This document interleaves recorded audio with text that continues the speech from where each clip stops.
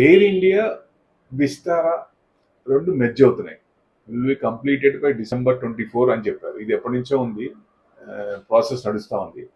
విస్తారా అంటే Singapore Airlines, Tata group 51-49% share. So విస్తారాలో 7,000 employees ఉన్నారు. ఎయిర్ ఇండియాలో 17,000 ఎంప్లాయీస్ ఉన్నారు.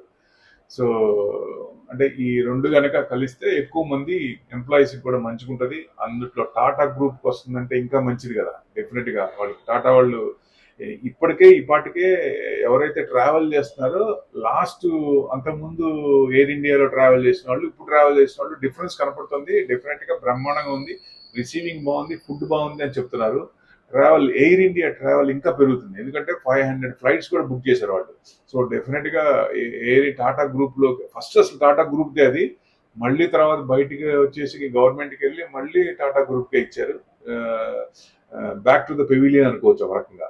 సో వాళ్ళ చేతికి వచ్చిన తర్వాత డెఫినెట్ గా మంచిగా ఉంటుంది అని డెఫినెట్ గా అందరికీ ఒక ఇది ఉంది. టాటా గ్రూప్ అంటే ఒక మంచి ఫేమ్ ఉంది కాబట్టి. సో ఈ మెర్జింగ్ ప్రాసెస్ ఉంటాయి కాబట్టి ఇంతమంది ఎంప్లాయీస్ ఎంతమందిని తీసుకోవాలి ఏంటి చాలా ప్రాసెస్ ఉంటాయి కదా. సో అంతకుముందు అంటే అదే కాదు, transport carrier air India express అవి కూడా మెర్జ్ అవుతాయి. ఏఎక్స్ కనెక్ట్ అంటే అంతకుముందు ఎయిర్ ఏషియా ఇండియా అనేవాళ్ళు. సో ఇవన్నీ చూసుకొని స్టాఫ్ ట్రాన్సిషన్ జూన్ నుంచి స్టార్ట్ అవుతుందని చెప్పారు. ఒక ఫేస్డ్ మేనర్ లో స్టార్ట్ అవుతుంది. డెఫినెట్ గా అందరు ఎంప్లాయీస్ ని 100% తీసుకోవాలి. ఆ 7,000 మంది విస్తారంలో ఉన్నారో వాళ్ళందరినీ తీసుకోవాలి. ఎందుకంటే టాటా గ్రూప్ అంటే నమ్మకం అంటే ఒక టాటా. సో అంతమంది ఎంప్లాయీస్ ఉన్నారు కాబట్టి వాళ్ళందరినీ తీసుకుంటే బాగుంటుంది. ట్రావెల్ కూడా ఎక్కువ అవుతుంది కదా.